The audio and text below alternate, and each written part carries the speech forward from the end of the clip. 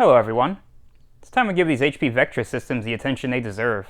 The Vectra was a line of business-oriented computers from HP, and it was also HP's first line of IBM-compatible systems. Although the earliest Vectras were not 100% IBM-compatible, these machines certainly are. This top system here is one that's been in my collection for about 5 years now, and I love it. Nothing wrong with it at all, but it is due for a refresh. And the bottom two systems are of course from the Franklin eWaste Hall. Alright, well, let's tear into these. Alright, let's start with this Vectra VL. See, we do unfortunately have some plastic damage here, but luckily the folks at Franklin eWaste were kind enough to save that floppy eject button. Let's just go ahead and pull that off of there, and I'll do my best to fix it. And you can see we're badged as a Pentium 2, designed for Windows NT and Windows 95. Looks like that CD-ROM drive might be original. We shall see. And having a look around the back, see we have a NIC up there. Got our dial-up modem here, and I seriously doubt that's an extra parallel port. It's more likely that's a tape drive controller card, but we shall see. And we've got an interesting looking sound card there. Can't wait to see what that is. And hey, we got USB on this thing. And there's our standard parallel port, PS2 keyboard and mouse ports, regular old 9-pin serial, and onboard VGA. Alright, let's get this thing open. Now, it looks like this Vectra opens up a little bit different than mine. It looks like I have to remove this faceplate first. Hopefully I can do that without it falling apart. Okay, that wasn't too bad. Alright, so we're gonna have to repair that plastic clip. We also have two clips on the bottom of the faceplate that are gone. Hopefully they're still rattling around in there. Otherwise, I'm gonna have to get creative. And check out that luck. We still have the keys. Let's make sure they're the right keys. And they are. Very good. I'm not sure which position is locked and which is unlocked. This feels unlocked, so we'll try that. This lock actually prevents you from opening the case, so we are especially lucky to have these. Look at that, we got a little kitty sticker on the side here. So this thing may have been repurposed for home use at some point. Okay, now it looks like this just slides back. Well, not easily. Yeah, there we go. Wow, we're actually remarkably clean in here. Well, clean compared to the systems I usually work on. And there's our mighty Intel Pentium 2. Let's get that out of there. Well, it's minimally dusty. Edge connector looks pretty clean. Not too dusty on the heatsink. Let's put that to the side. Now let's see what we got for RAM. Got a 64 megabyte PC100 Micron stick. Pretty clean. Let's put that to the side. And all the peripheral cards are retained by this bracket, which is held in with this single thumb screw. Alright, let's check out that NIC. And it's a Linksys 10100 NIC. Pretty clean also. Let's get that dial-up modem out of there. Looks like a US Robotics. And it is a US Robotics Sportster from 1997. Alright, let's check out that weird parallel port looking card. So maybe this is just an extra parallel port. I guess they needed two. Yeah, it doesn't appear to be anything special. That's interesting. Alright, let's check out that sound card. Now this must be HP OEM because it has the PC speaker running directly to it. And it's an Aztec card with an AZT2320 chipset. And yep, looks like an HP original. No idea if it's any good or not. Guess we'll see. Now that's interesting. That must be the video RAM expansion board. It's in a little SODIMM looking socket. Let's try to get it out of there. No clues as to the size on that side. And none on this side either. I'd have to Google that part number. I'm very curious to know what this connector is about. It doesn't fit into any of the peripheral cards, and it runs to the riser here. I'm just going to leave that a mystery for now. And we got our chassis intrusion switch up here. Let's get that disconnected. And hidden beneath that power supply, I see we do have a hard drive. It actually slides out of the back of the machine. And I can get it out just far enough to get at the connectors. And that sure looks like an IBM Desk Star to me. That may not be a good thing. The Desk Star line, aka Death Star line, were not known for their reliability. But this drive appears to be original to the system, 6.4 gigabytes, manufactured October 1998. And this is cool, it's actually shock mounted. We've got little rubber washers beneath each of these screws. So this is interesting, there's a spare bezel stored inside here. Let's pull that out of there. And yes indeed, it does fit in place of this 5¼ inch drive bay blank. Well, that was thoughtful of them. Okay, there doesn't seem to be much holding this power supply in. Looks like it just kind of sits in there. Let's see if I can lift it out. Aha. Now I can more easily disconnect that CD-ROM. Might as well disconnect that floppy drive too. And we can see that motherboard power connector is proprietary. No surprise, my Vectra is the same way. Luckily, I do have a pinout for this connector, so I will be able to bench test the power supply, because it is electronically switched. Let's go ahead and disconnect it. This actually has 3 separate power connectors. Got one on the riser here. Alright, now let's get that thing out of there. These form factors are not the easiest thing in the world to work on. There we go. And it looks like the only thing holding these disk drives in are these plastic clips. There's one on the top here and one that's accessible only through this little cutout. And there's not exactly enough room for a finger in there, so I'm going to have to insert a screwdriver. And I'm guessing simultaneously I'm going to have to pull on this top one also. Let's see how that goes. Yeah, there we go. And the optical drive is retained in a similar way. We got these 2 plastic clips here. Looks like they have to squeeze inward. Geez, that's hard on the old fingers. Just have to squeeze those while pushing forward, I guess. There we go. Boy, that was tough. There we go. So that actually took the entire drive cage with it. So let's liberate it from that. I'm honestly really impressed that nothing broke. These tabs had to bend a concerningly large amount. Okay, that floppy drive looks original. Let's get it apart and see if I can reattach that button. Wow, it is remarkably clean in here. I don't get to say that very often. Okay, well, upon closer inspection, looks like that button is intact. However, the metal is bent, so I'm going to see if I can put that back into sorts. First, let's remove this bracket, because it looks like it's going to interfere. Okay, now should be a simple matter of bending this metal.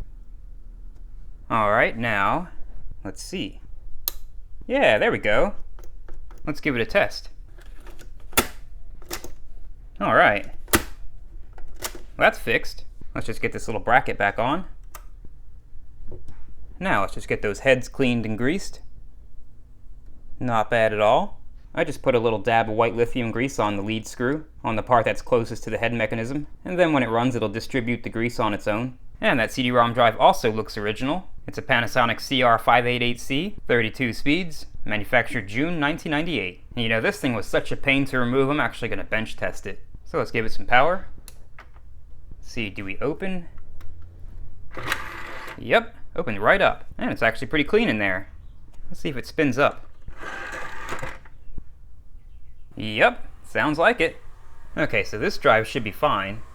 Okay, while searching for those broken faceplate clips, so far I've only found one. So I'm going to see if the other one might be behind the motherboard. So let's get that out of there. First, let's get this upper bracket out of our way. Now let's get everything disconnected from that board.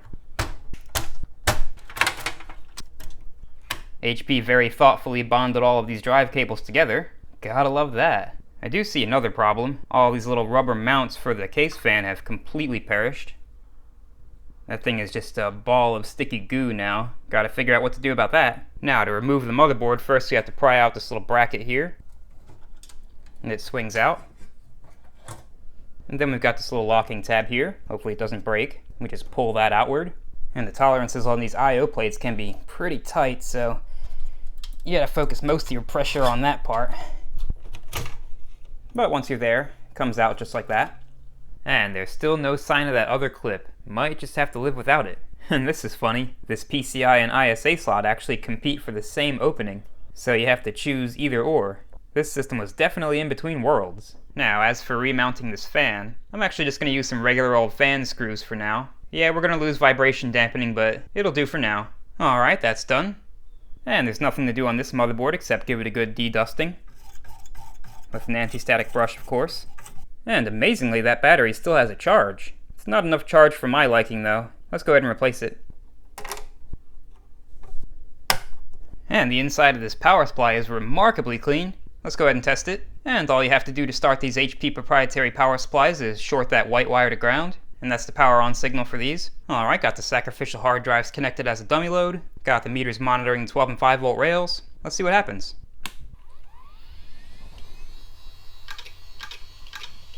Alright, no smoke so far. Alright, we're past the 5-minute mark. That power supply's good. Alright, time to reassemble. We survived reassembly. That thing is sharp. Time to see what this thing does. Here we go.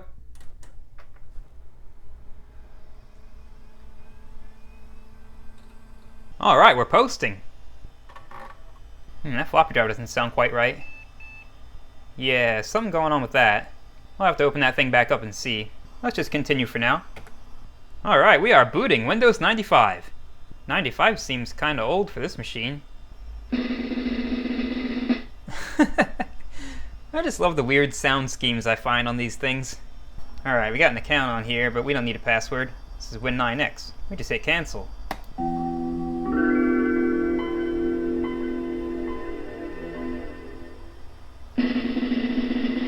Really? Okay, why does it keep drum rolling? That's gonna get annoying. That's gonna get annoying real fast. No, I would not. Yeah, this definitely looks like some kind of business use. See, we've got a little ghetto backup script here. Looks like it's just copying off some files to a network share.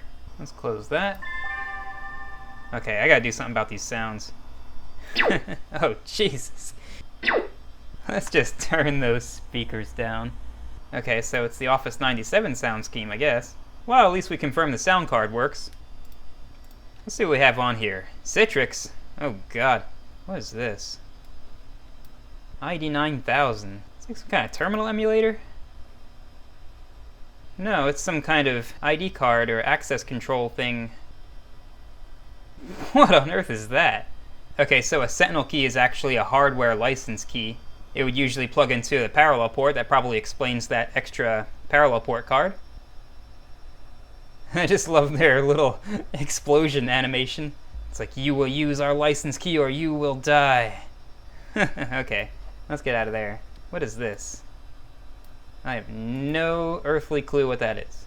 But hey, we got Norton Antivirus on here. Keeping all the nastyware at bay. Alright, let's see what else is on here. Oh no, is that Gator the spyware? Possibly. Yeah, it looks like we got all business on here. Let's see what kind of documents this thing has. All kinds of documents. Card key access. Lovely. Wow, this machine's getting wiped. Let's see if we can figure out the last time it was used. Jeez, there's a lot of partitions on that drive. Probably because of the 2 GB file system size limit. Yep, this ain't no FAT32. Okay, that might explain why the floppy drive's failing. It's being detected as a 5 1/4 inch drive. Means the BIOS settings are wrong. That fix might be easier than I thought. Alright, let's see. What's the newest date stamp? Year 2000 on there. Let's look in the documents. Alright, so we're up to May 2001. Alright, let's see if that CD drive actually does work. And yes, it does. Alright, let's get out of there. Alright, let's get into the BIOS settings and see if we can get that floppy drive working. Flexible disk drives. Oh no, it's set to 3.5 inch in here. Guess Windows is lying. Okay, so my grease ball only made it up to the halfway point, so maybe the heads are sticking. Let's try to manually advance it. Okay, well, it's not stuck. Here, let's turn it on and watch what it does. That's strange. Let's try that again. Okay, it was happier that time, and didn't get the disk drive error. Guess it just needed some exercise to work that grease in. Well, let's see if it reads a disk. And it does indeed. Yep, there's all our files. And Windows is now telling the truth. Alright, let's see if that CD drive will read a CDR.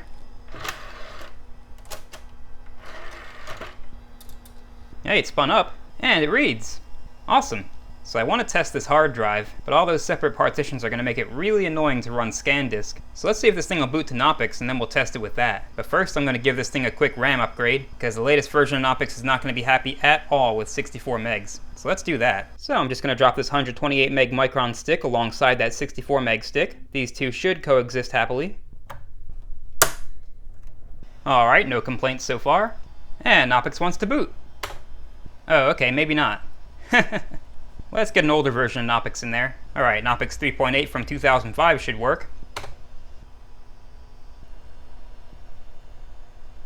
Oh, so it's got a Matrox Millennium card on board with 4 megabytes of VRAM, and it's connected via AGP. Nice. Ah, but we got a seg fault on the X server. Let's see if we can still break out to a terminal. Nope. That thing is frozen. Okay, so we can boot Knoppix without a GUI. Just type Knoppix 2.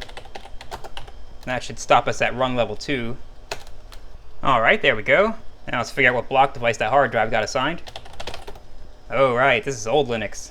No ls block command. Well, let's check the FS tab. And it got assigned HDA. Could have probably guessed that, but I've given up on guessing. So now we just run the bad blocks command in verbose mode on the entire block device. See what we get. Alright, that Death Star is the survivor. Alright, let's shut this thing down.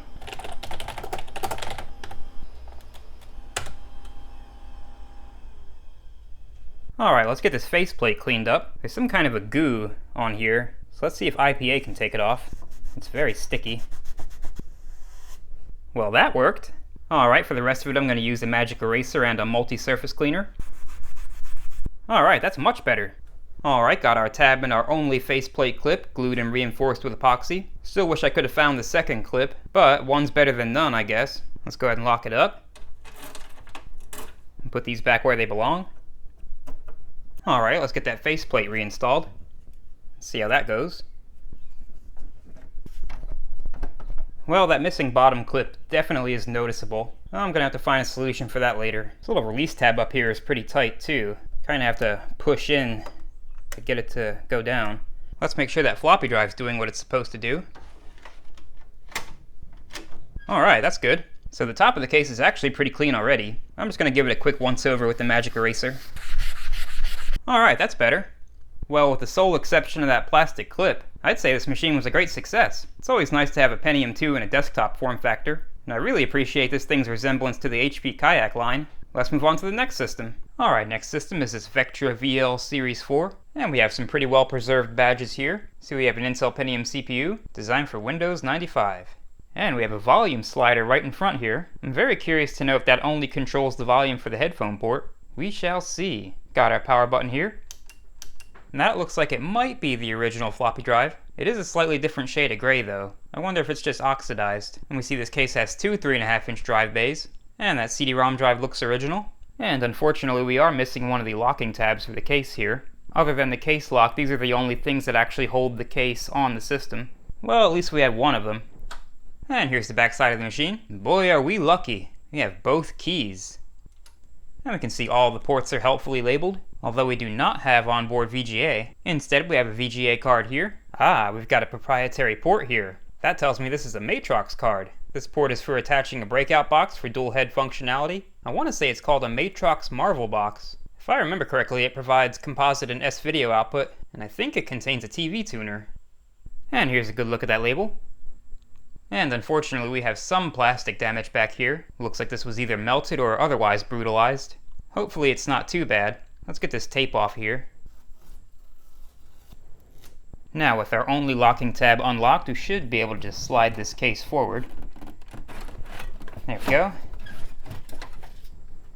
Alright, looks like we have a complete system here. Still has its Quantum Fireball hard drive, which should be original to the system, and got a CPU cache module in there. That is very nice to have.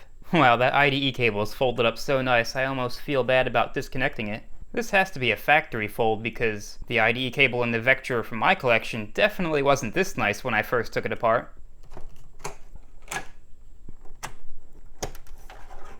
Oh, that's cool. You don't see red IDE connectors very often, or at least I don't. And this power supply uses the same proprietary connector as the last system. And the power supplies in these systems kind of just sit in there, so you just lift up on the front and it has a little tab that locates in the back. You just kind of get that out of there and get that CPU power connector disconnected. These power supplies also double as the CPU fan. See, it kind of sits right above the heatsink there. Wow, that is quite the VRM there. These are actually removable, so let's go ahead and pull it out of there. It's got two plastic clips on the bottom. And there we go. Not much to it. Just a single voltage regulator there. That is quite a heatsink for just one voltage regulator. Let's put that to the side. And we've got a socket 7 CPU there. Let's go ahead and pull that heatsink off of there. And we've got a classic Intel Pentium. Let's go ahead and wipe that thermal grease off. Let's knock some of that dust off before I try to pull it out of there, so I don't want it going down in the socket. And yep, typical Intel Pentium, with all the pins looking good. Let's put that to the side. Now let's check out that cache module.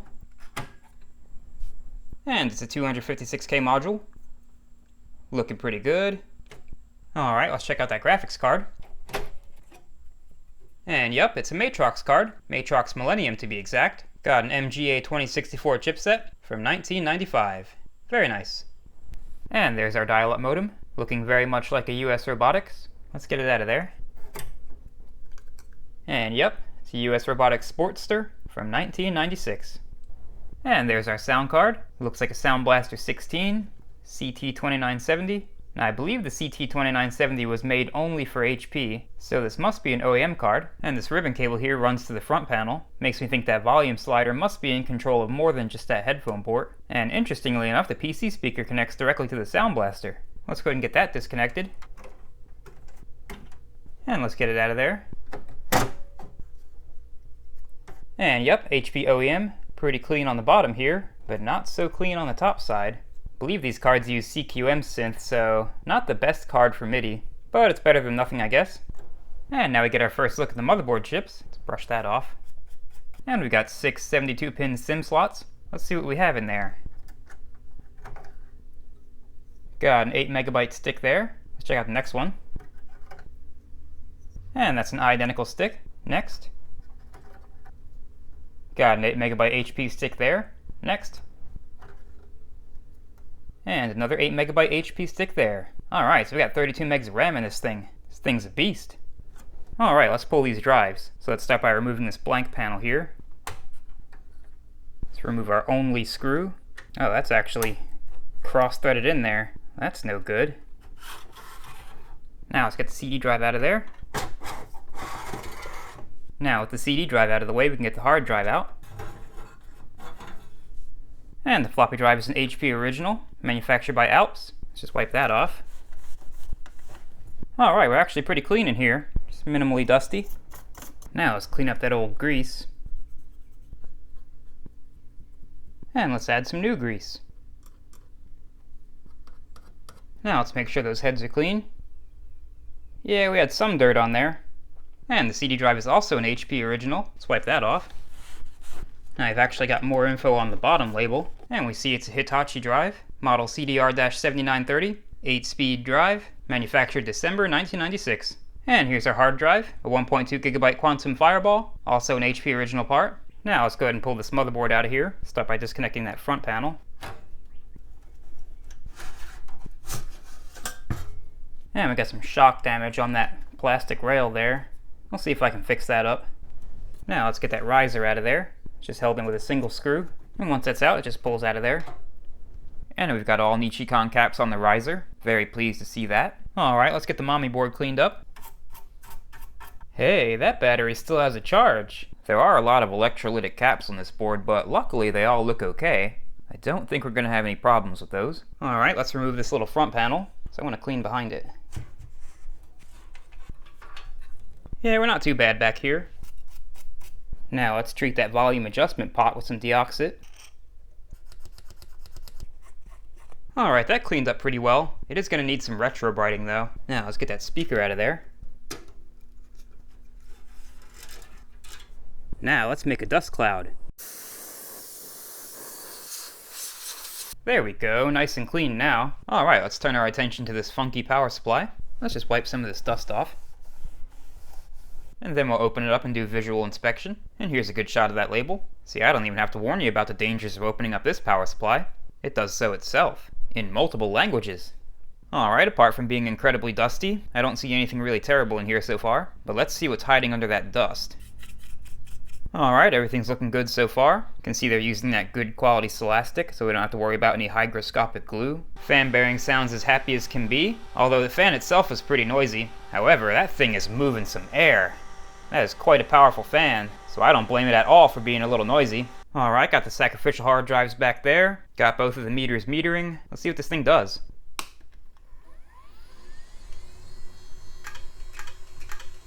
Okay, we're a little high on the 5-volt rail. We can actually adjust that.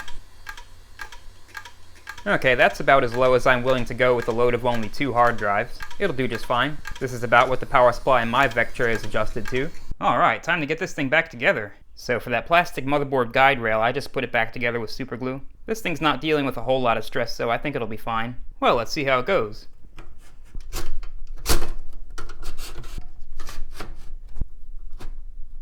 Alright, that went pretty well. So for ceramic top CPUs, I like to use thermal pads instead of thermal paste. It's just cleaner in my opinion.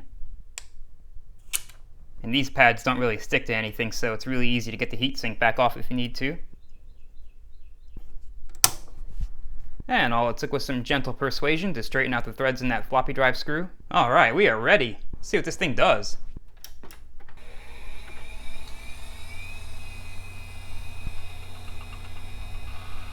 Well, the hard drive sounds happy enough. And we are posting! And it's got Windows 98 on it. Sounds like it's booting happily. That's cool. Windows 98's always confused about this monitor. Finish. Alright, got a desktop. Let's see what this thing has on here. Ooh, we got games. So I don't think we have a sound driver. I didn't hear a startup sound. Let's see if one of these games makes sound. Let's see what Rattler Race is all about. Okay, I don't think that makes sound. Ah! That was tricky. Okay, yeah, no sound here. Let's get out of there. How about Pipe Dream? Okay. Hey, this is a cool little game, but doesn't make any sound. Let's see what's going on there. Okay, well, we do have a sound driver. Let's see. Oh, right. The volume slider. See if that helps.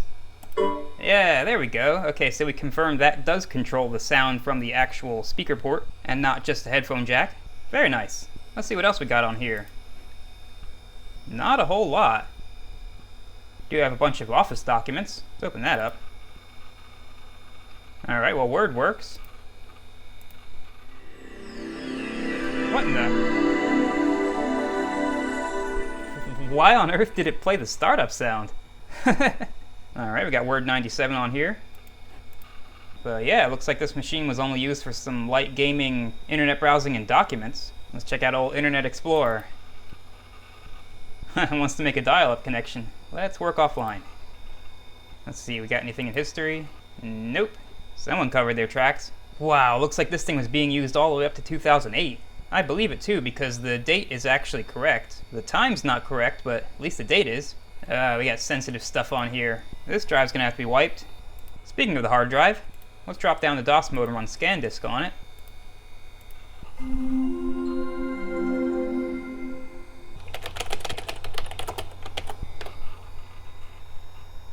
Wow, this thing needs a defrag badly. Oh, I think we're gonna make it. Yeah, clean bill of health. Awesome. Alright, how about the floppy drive? Alright, works perfectly fine. It's very quiet though. I do like my drives to be a little noisier, but hey, I'll take it. Okay, how about the CD drive? Nice, they open right up. Alright, and it did auto run, so that thing works. Let's get out of here. And yep, works perfectly fine. There's that 90s HP quality showing through. Let's see if it reads CDRs.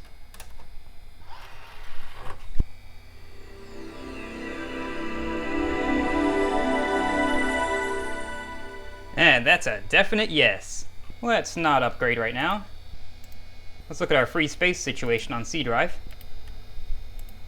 Yeah, pretty full. Yeah, somebody's been slacking on their error checking and defragging. 6,534 days ago. Well, this drive's getting wiped anyway, so I'm not worried about that. Alright, got my zip drive installed so we can copy over some essential software.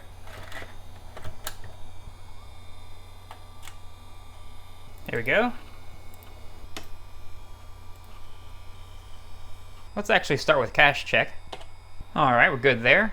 Alright, let's run SpeedSys next. Well, the linear speed test is dropping off. That means that hard drive is probably failing. Yeah, same deal for the linear read speed test. Well, I guess that hard drive is no good. Well, that's disheartening. Let's actually go rerun ScanDisk and see what it says now. And ScanDisk already sees problems. Hasn't even gotten started yet. And yep, got 2 bad sectors there. Uh-oh, think we got some more. Yep, got a new bad sector. And another one. And another one. It's interesting that all these didn't show up in the first test. Well, I thought we had a rare survivor quantum fireball. Clearly not. This does explain some of that weird behavior I was seeing in Windows. Ah, come on, it couldn't get through the last 2 without another. Yep, got impending hardware failure. Well, that's too bad. Alright, let's shut this thing down. Alright, let's clean up this top cover. Looks like it should clean up reasonably well. Okay, well, it didn't turn out too bad. We do have some scratches and nicks here or there, but overall, still pretty good. Well, even though we witnessed the death of the hard drive in real time, I'd still say this machine was a success. Quantum fireballs were not known for their reliability even back in the day, so I guess it was just its time. Well, at least it worked long enough for us to see the OS, but I couldn't be happier with how the rest of the system turned out. Let's move on to the next system. And the last system is the HP Vectra VA from my personal collection. I found this machine at a thrift store about 5 or 6 years ago, and there was not a single thing wrong with it at all. And it still runs perfectly fine, but it's due for a refresh, so I figured I'd give you a tour of it. See, this machine has the juggernaut, Intel Pentium Pro. Just one of the many reasons I love this machine. And it has floppy and CD-ROM drives, which I believe to be original. And here's the back side of the machine. See, I was not so lucky to have it come with the keys, but at least it's in the unlocked position. And these 2 peripheral cards were in there when I found it. That sound card has a built-in dial-up modem. I thought that was pretty funny. And it has all the usual ports, including onboard VGA. And here's a good shot of that label. And the top of the machine does have these stains all over it. They look like ink stains, which makes me think it might have had a particularly incontinent printer sitting on top of it at some point. I never was able to clean it off before, but I've got some slightly more advanced cleaning methods now, which I'll try later. And this machine opens up exactly the same way as the last system, except this one still has both its locking tabs. And this machine does have its original Quantum Fireball hard drive, and unlike the previous system, this drive works perfectly fine. I use this machine pretty often and I've never had an issue with it. Last time I used it was last week, so pretty sure it's still okay. It's shown me no signs of dying. Alright, let's get this power supply out of here so you can see that behemoth of a CPU. Just look at the size of that heatsink. Let's pull it off of there. Let's clean that 5-year-old thermal paste off. Man, that thing gets me every time. Let's pull it out of there. This is just a thing of beauty. Just look at all those pins. Now, allegedly, this has the highest gold content of any single CPU. Well, this is one that the scrappers will never, ever get their hands on, and that may be stipulated in my last will and testament, because if it does, I'm definitely going to have some haunting to do. I might even come back as a zombie just to avenge this thing.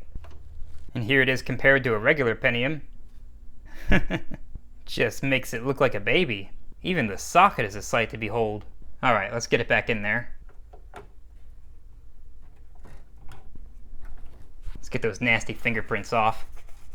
And actually, the dust buildup's not too bad in this thing. I use it fairly regularly, mostly for getting lost in old games, but I also use it for running utilities that won't otherwise run on modern systems. Alright, let's go through these cards.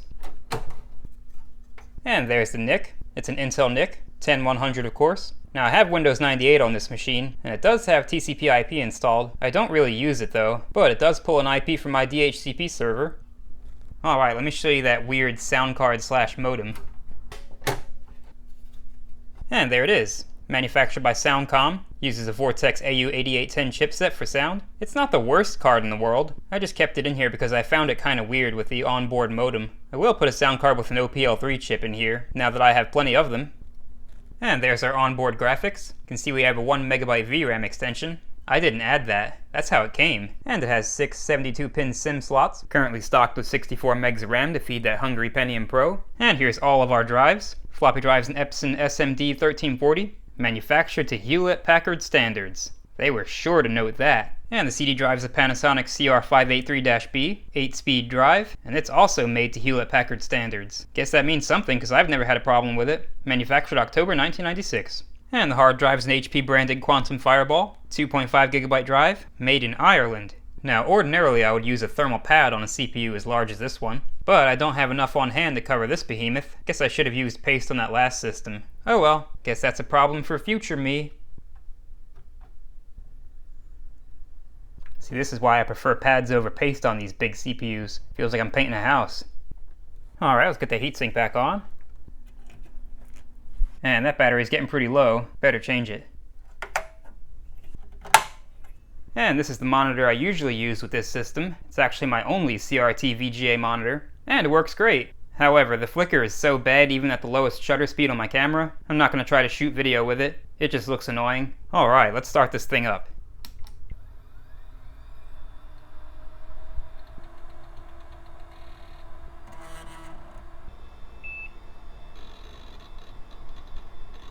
That quantum fireball sounds amazing. And this is actually the original image that this machine came with, or at least that it came to me with. I couldn't find any sensitive info on it, so I just left it alone. But it does have quite a few interesting things on here, like all of the Windows Entertainment Pack stuff. Somebody was definitely having fun with this machine. Maybe I'll reinstall it eventually, but as of right now it runs perfectly fine. The only problem is it still has the original owner's name on it, which obviously I have to blur. And yeah, I never bothered to rearrange the icons. Don't judge me. Let's actually see what my free space situation is like now. I haven't checked in a while. Yeah, we're not doing too bad on C drive. Not too bad on D drive either. This machine also has a wonderfully noisy floppy drive. It's just music to my ears. There's a lot to love about this machine. Alright, let's take you through some benchmarks. Let's do speed sys. I tried to get that in better focus for you, but it's actually blurry on the monitor itself. Okay, I'm not even going to do the hard drive test. I'm still kind of shell-shocked from the last one. Alright, let's run top bench. Alright, so we're scoring about 315 on that. Well, let's run the Doom Max Details benchmark. I already know it's going to be great, but let's just make sure. It's running crazy fast. That's that Pentium Pro power. Hey, it didn't give me the Realtix number. That's annoying. Oh well. Alright, let's do the 640 by 480 Quake demo. Okay, apparently it doesn't run. Alright, let's do 3D bench. 151.3 frames per second. I can deal with that. Well, let's run cache check, why not? Apparently our CPU's clocked at 0 megahertz. And that's the power of on-die L2 cache. Yep, this thing's a beast. Well, let's see if the magic eraser can clean this thing off. Oh, it does! No way! After all these years, I finally found something that actually cleaned this thing. I thought it was permanently stained. Yeah, that looks so much better!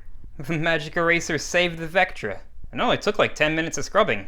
Well, there's not much more to say about this system. It was already one of my beloveds. It's one of the gems of my collection, and I know it's going to continue to provide me with joy for years to come. Let's just hope that quantum fireball holds up. Alright, 2 more Vectras are saved. That's a good week in my book. Just need to find another hard drive for this one, and fix the remaining plastic clip on this one. But these have become some of my favorite machines ever since I came upon this one. And I just want to give a huge thanks to everyone for their continued support, especially the fine folks on Patreon. And if you're new here, I'm doing stuff like this all the time, so be sure to subscribe. But that's all for this video. Thanks for watching.